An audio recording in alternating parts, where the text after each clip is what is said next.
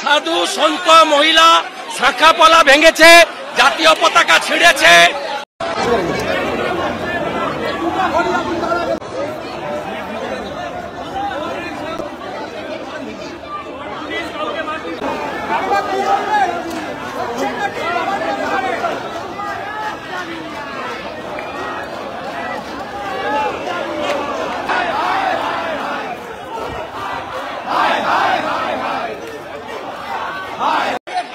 কাকে বাদ দিয়েছে? সাধু সন্ত মহিলা শাখাপলা ভেঙেছে, জাতীয় পতাকা ছিঁড়েছে। কি করেনি মনোজ ভার্মার পুলিশ? কি করেনি বলুন? একটাও বিজেপি ঝান্ডা নেই। আমরা এসেছি গণতান্ত্রিক অধিকার প্রয়োগ করতে। ফোর্ট উইলিয়ামের কাছে কন্টেনার ছিল, কন্টেনার আমরা পার করাতে পারতাম না। ওই পর্যন্ত অ্যালাউ করলে কি ছিল? আজ রাস্তায় প্রভোগ করে মারল, 100-র বেশি ইঞ্জুর, 18 জন হসপিটালাইজ। আমরা রেলের হসপিটালে ঢুকিয়েছি, বিআর সিং হসপিটাল।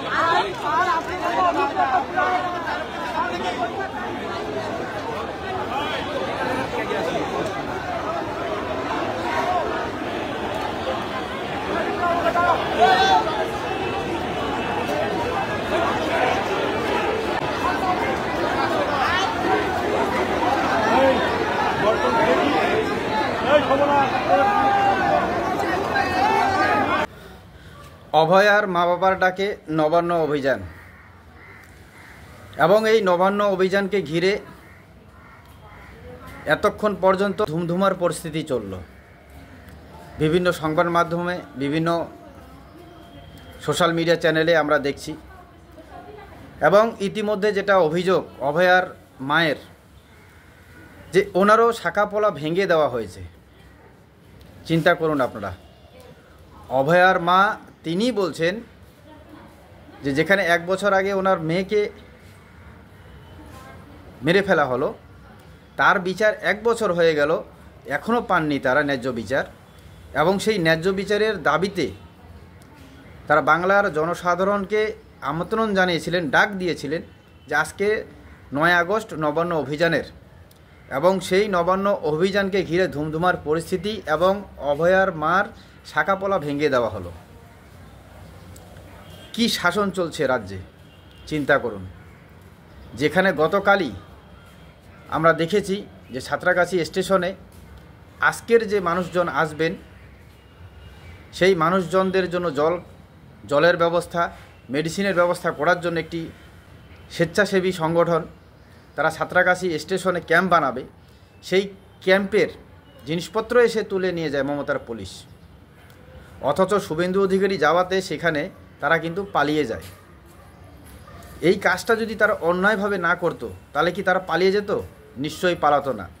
বা আইনগতভাবে তাদের যদি অধিকার থাকতো, কারণ সাঁতরাগাছি স্টেশন সেটা ভারতীয় রেলের, এবং রেলের জায়গায় এই ক্যাম্প হচ্ছে, সেখানে মমতার পুলিশের কোনো হাত নেই। কি বলবেন? আজকের যেটা এ অবধি শুভেন্দু অধিকারী বললেন, আপনারা শুনলেন যে এ অবধি 100 বেশি আহত হয়েছেন, 20 জন গুরুতরভাবে আহত হয়ে হসপিটালে অ্যাডমিশন হয়েছেন। যদিও তাদেরকে রেলের হসপিটালে অ্যাডমিশন করেছেন। অথচ আমরা দেখেছি যে গতকালে শুভেন্দু অধিকারী কড়া বার্তা দিয়ে দিয়েছেন যে অভয়ার মা বাবার ডাকে বাইরে থেকে যত মানুষজন আসবেন শান্তিপূর্ণভাবে অভিযান করতে, তাদের গায়ে বা তাদেরকে মমতা পুলিশের দ্বারা যদি কোনো শারীরিকভাবে আঘাত করা হয় তো 72 ঘন্টা বাংলা বন্ধ করে দেওয়ার হুঁশিয়ারি দিয়েছিলেন গতকাল রাত্রেই। কিন্তু তারপরেও আজকের দিনে এই অবস্থা, কি বলবেন? এবং বলছেন শুভেন্দু অধিকারী যে সেই অভিযানে আসা সাধু সন্ন্যাসী থেকে শুরু করে সাধারণ মানুষ কাউকেই কিন্তু তিনি ছাড়ছেন না।